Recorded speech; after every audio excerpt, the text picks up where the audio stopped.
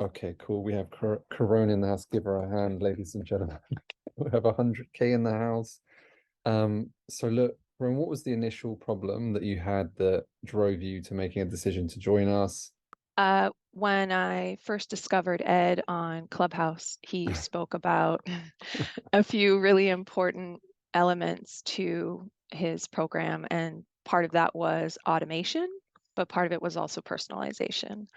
And so before finding COA, before discovering Ed, I was for 9 years, having run my business, wanting to use automation in tandem with personalization to help scale and grow my business so that I'm not tethered to my computer and able to have work around my life and not the other way around. So discovering COA was something I wish I would have discovered sooner as far as how long I've wanted this for my business, but just the methodology around combining automation and personalization really hit me. The clear system and step-by-step process of executing that so that you wouldn't feel like you were getting lost in the technical stuff. But really just the coaching and guidance towards maintaining a personalized approach while still scaling. I thought that Mm, was very important because I definitely was getting stuck in unscalable one-to-ones before mm. finding COA because I kept being limited and thinking that you couldn't personalize or really service people in a personal way in a group format or a larger format. Yeah, I mean, a lot of people have that problem where they're maybe, like they are getting a certain amount of clients on and they can't see how they're going to ever scale up beyond that one-to-one delivery and or, have a capacity or system and process to get a lead without having to be manually there generating everything yourself. So do you think like what was the moment of pain that you said like enough's enough? Because a lot of people spend time searching, researching. I think a lot of people don't believe it's possible today. The fact that you're at 100K benchmark, that for a lot of people, I don't think is I think they hear a lot around those sorts of things and it almost becomes just like they people are so over marketed they don't even really think that that is a real thing anymore. Right. Not What was achievable. the real pain that you go like, okay, cool, I'm gonna invest in this? And was it time, like having no time, or was it just like were you bored of just putting in the same amount to get the same amount? Was it financial stress, or do you remember like specifically the pain that drove that? Or maybe, you were saying earlier you didn't have the independence that you wanted. Do you remember one being more than anything else, or a bunch of all of them? I would say that having, again, started my business about 9 years ago and was averaging, not averaging, but had worked up to 60K a year as of 2021. So there was definitely a monetary pain Mm, where I wanted to hit six figures, and where I kept feeling that limitation of not being able to get past a certain amount of income based on just the limited number of hours or leads. mm, And I also manage social media for other people as a done for you service, but it isn't always ROI. It's just to complement whatever other marketing they have. So finding a system that helped me use social media in a way that actually generated leads and not just vanity metrics mm. was a huge thing for me as far as congruency and walking my walk. Because I'm happy to help people promote themselves and get out there, but I now have the skills to also ensure a return on investment depending on the client that I'm working in based on what I've learned through COA. So I feel like the pain point was wanting to earn more, but also wanting to be a better service provider to people who weren't just looking for a lot of likes or a lot of followers on social media, where they were looking for conversion. That makes sense. Like a tangible ROI, tangible structures, Yeah, tangible like measures. your module where you mentioned vanity metrics, I'm like, oh, cut me to the heart because there are definitely people who, they are like, wow, look at all these likes I got. Wow, look at all these views I got. And I, as their social media manager, I'm like, yes, but have we gotten any leads? Like, I'm happy for them that, like I just did an Instagram reel for a client yesterday, no, 2 days ago, and it's has 29,000 views. and 200 likes. And she's just like over the moon. But the reason why she's really over the moon is that over the years that I've worked for her, she's an artist. People have actually come to her art studio during events and said, I'm here because of the videos you do on Instagram. Mm. So it's like for her, she's had conversion with me. And so these moments of 29,000 views on a reel is like icing on the cake in that this client knows that they want to be selling art, they want to be moving art. But yes, it's also really nice to have all of their other artist friends from like a reputation standpoint, seeing them do so well online. And, my target audience for my program is women over the age of 50, and most of the women who had my client book are women over the age of 60. So they're actually ripe for reputation management because the assumption is over the age of 40 that women just kind of like disappear into the darkness and stop putting themselves on camera and putting themselves out there. So that's been the big pain point that I hit when I do a closer with a woman, is that she usually has had maybe a lifetime of not wanting to be on camera and put herself out there. And so for the clients that have had success with me, they understand that it's because they could have been just doing art in like a little basement and not sharing it with anybody. And sure, they might have sold or whatever, but now because of the work they do with me, they're out there, they're getting reputation, they're getting, conversion. And so COA really, the congruency part of it is what has really inspired me over the whole course of the time that I've been working with you and your team, because for reasons we just discussed earlier, I've felt different moments where I've just strived to be more congruent in everything that I do because of the osmosis of the COA community, like wanting to Yeah, be aligned in more than just some ways, like wanting to be aligned in every way. And so that's been probably the biggest makes sense. realization. So what do you think out of all the things that have been valuable to you? Sometimes people say like just copying the modules. Sometimes people say, the live support. Sometimes people say the group support. Some people say like the accountability process.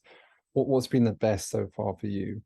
It would be twofold. So prior to joining the advanced program, I would have said it was just the support, or I would say it was just the accountability part of it, like the check-ins with Kevin and posting in the group. And then since joining advanced sales, it's definitely the call reviews. Mhm. Because here you are up until that point thinking that you're executing the closer the way that you should be. And then you get ripped up by Dave once, and then you're like, cool, all right, so much to learn. Mhm. And then with every call after that, you're adding things to your script or adjusting or making it your voice. And so in a way, I feel like that live support of how I have been selling myself, or live feedback and critique on how I've been selling myself to clients has been the single most helpful thing as far as me actually hitting that 100K mark.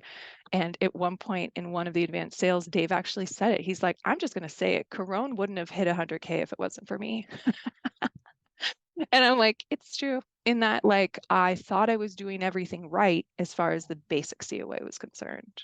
And I was It's getting some sales, but it wasn't the close rate it's that, I normal have part. now. So, It has to be leveled up because there's right. only so much your brain can take on. And when it comes to a consultation process, there's a lot that goes into that, which makes it a very sophisticated process by which, in today's market, most coaches or consultants cannot do that effectively. They either give too much, coach too much, solve the problem on the session. And in today's market, more than ever, people are skeptical, high resistance to purchase. They have been over marketed to, resistance to purchase is an all-time high.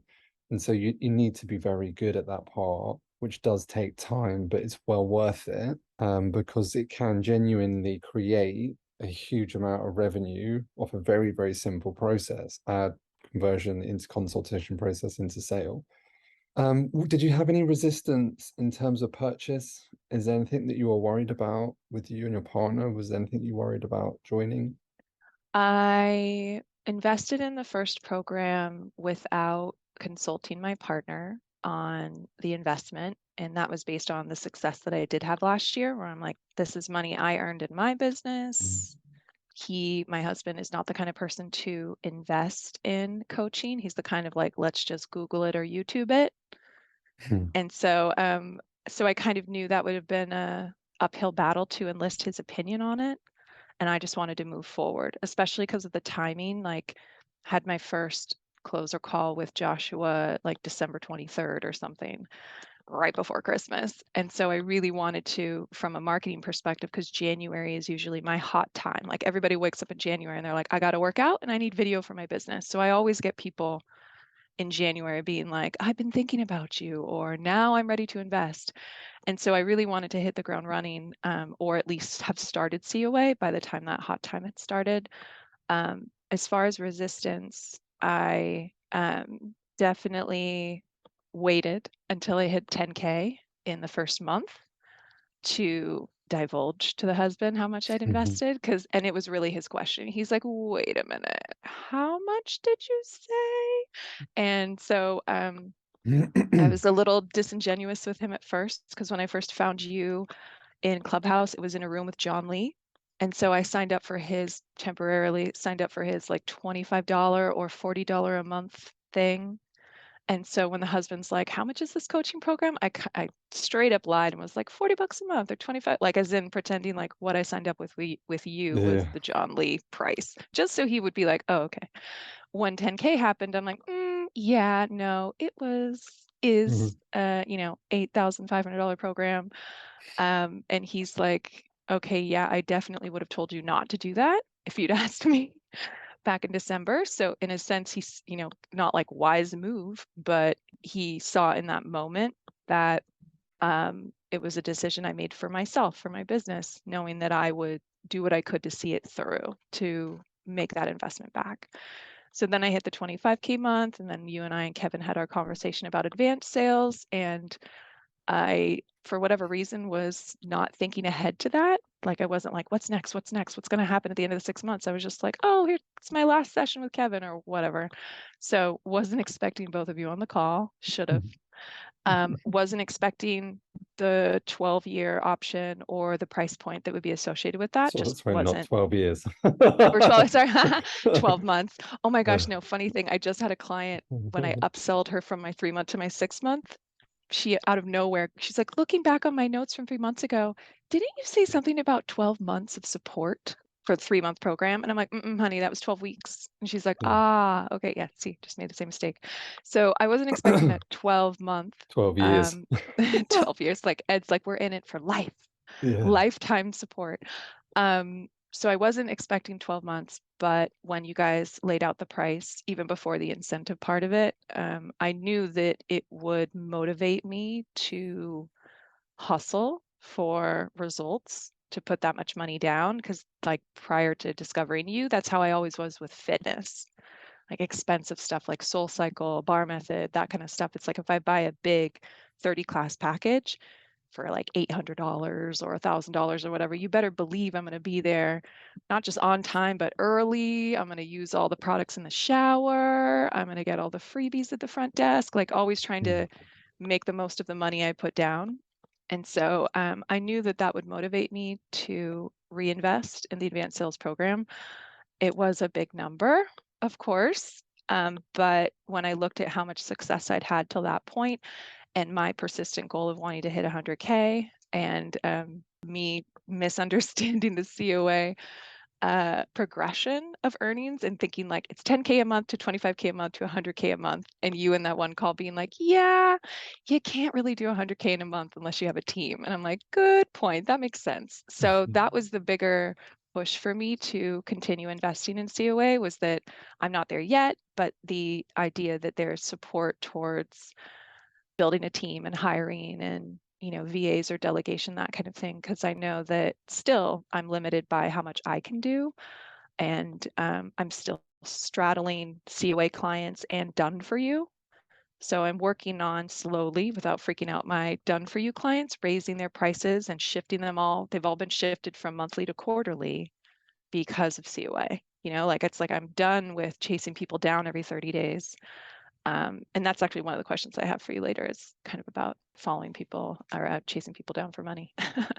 But anyway, so I'd say, yeah, the only hesitation I had at first with the first program, with the initial program, was um, just the timing that Joshua wanted all the money up front right before Christmas. And I'm like, let me have Christmas first, which we've talked about. Like, not everybody's going to come back and actually a couple days later still invest in the program. So I'm that person who does that.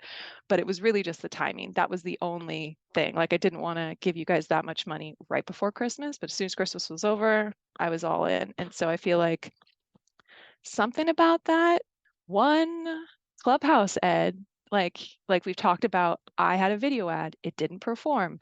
Make it a photo ad, 350 leads later. So it's like Mm, people's judgmental hangups around video as a videographer was something I kind of had to learn. And I've told more than one of our fellow COA participants that I'm like, if I'd met Ed through a Facebook video ad, I don't know if I would have signed up as quickly as hearing his whole methodology without seeing his face in juxtaposition of John Lee and this person, where they're all saying all of these other things that don't make sense. But then the mm, voice of clarity in this little group of mhm, faceless voices is like automation or personalization, methodology, scaling, blah, blah, blah. So you had me booking on your calendar when Nick called me, right? It wasn't like she called me and I was humming and hawing. I was on Calendly trying to book a session with somebody on your team. So I was highly motivated just from hearing you speak about that while other people were talking about, yeah, no, but you need to be on social media every day, or yeah, but you need to be on LinkedIn, or yeah, it's like you had so much clarity in what you expressed. So I mourn the people on Clubhouse who don't have you there anymore because that's how I found you. But It's all right. They can find me somewhere else. But like, so what would you, thanks for that. I do appreciate all of that. And what would you say to someone that was on the edge of joining yeah, was a little hesitant. I don't know why, but yes, I have a friend who really needs to be in your program. She's a money mindset coach, but she's a little incongruent because her husband actually manages all the finances in their house. It's mm, quite fascinating.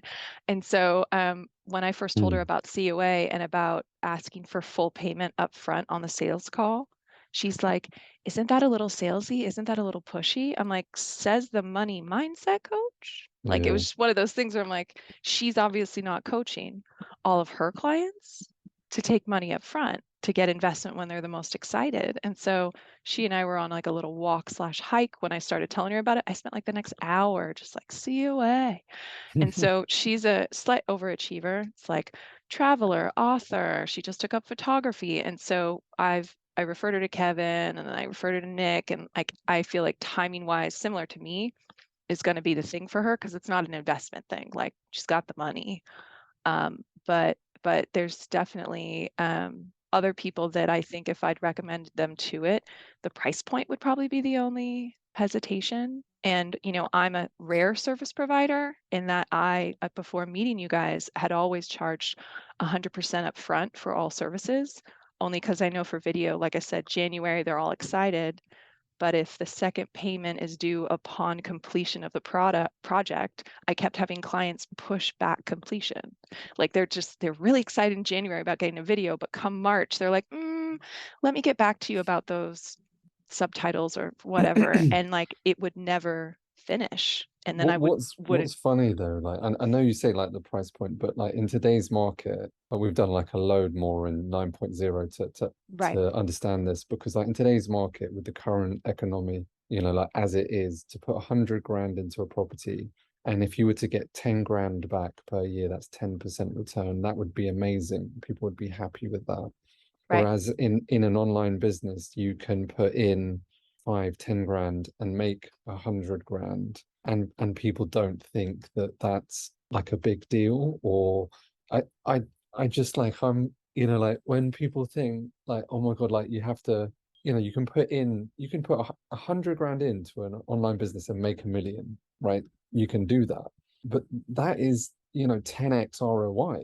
There's nowhere else in the world you can do that. And so I'm always like, I'm fascinated with what people's expectations are. I think people want to put in, Very five little. grand and make 700 million and Right. think that's normal. And it's like, like you can make a lot of money, but what is a lot of money and what is a good ROI? Right. Like a good ROI is 10 grand per year and 10 years to break even. That's a good ROI. Like we in our investment company will do a little more than that, but we're buying off land in London, right? Hmm. And nowhere else in the world can you do that. So I'm always fascinated when people are worried about like putting money into something that you Yeah. genuinely can make money back.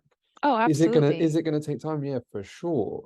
Can it be done quickly? Yeah, for sure.